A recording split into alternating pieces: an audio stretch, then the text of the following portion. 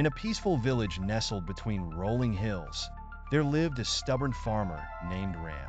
Ram was known for his hard work, but also for his hot temper. He had a large plot of land, which he took great pride in cultivating. However, despite his efforts, his crops never grew as well as those of his neighbors. This made him angrier with each passing season. One day, after losing his temper with his wife over a trivial matter, Ram stormed out of the house. As he walked through the village, still fuming, he heard about a wise old man who had recently arrived. This old man, it was said, could solve any problem and offer valuable advice. Ram, frustrated with his failing crops and life, decided to visit the old man. He reached the humble cottage at the edge of the village and knocked on the door. An elderly man, with kind eyes and a long white beard, answered. "Welcome," said the old man. "How can I help you, my friend?" Ram, without hesitation, vented his frustrations. "Why is it that I work so hard on my farm, but my crops never grow as well as my neighbors? Why does everything go wrong for me, even when I put in so much effort?" The old man smiled gently and motioned for Ram to sit down. "You are troubled, but perhaps not for the reasons you think," he said. Ram frowned, not understanding what the old man meant. "Tell me," the old man continued, "do you take care of your soil before you plant the seeds?" Ram crossed his arms and grumbled, "I plow the land and I plant the seeds. What more is there?" The old man chuckled softly. "My dear farmer, it's not just about planting seeds. It's about understanding the earth. Do you talk to your land, treat it with respect, and listen to its needs?" Ram stared in disbelief. "Talk to the land? It's dirt.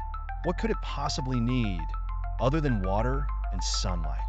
The old man leaned forward, his eyes twinkling with wisdom. "Your land is like your life.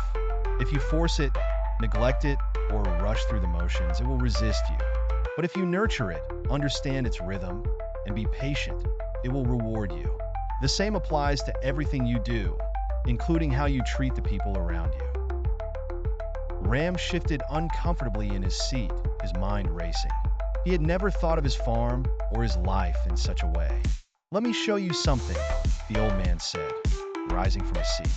He led Ram outside to a small patch of garden behind the cottage. In this garden, vegetables and flowers grew in harmony, flourishing with vibrant colors. The old man knelt beside a plant and gently touched its leaves. "I speak to my plants every day," he said softly. "I ask them how they feel, and in return, they thrive. You see, everything in this world, whether plant, animal, or human, needs care and attention." Ram looked at the garden, confused but intrigued. The old man stood up and handed Ram a small sapling. "Take this sapling, plant it in your field, and tend to it with patience and care. Do not just water it, but also watch it closely and ask yourself every day what it needs." Ram took the sapling, feeling skeptical, but something about the old man's words stayed with him. He returned to his farm and planted the sapling at the edge of his field. Each morning, Ram would come to check on it, observing its growth carefully. He began to talk to it, feeling a bit foolish at first, but soon he found peace in the routine. As the days turned into weeks, Ram noticed something unexpected. The sapling began to grow strong and tall, much faster than any of his other plants.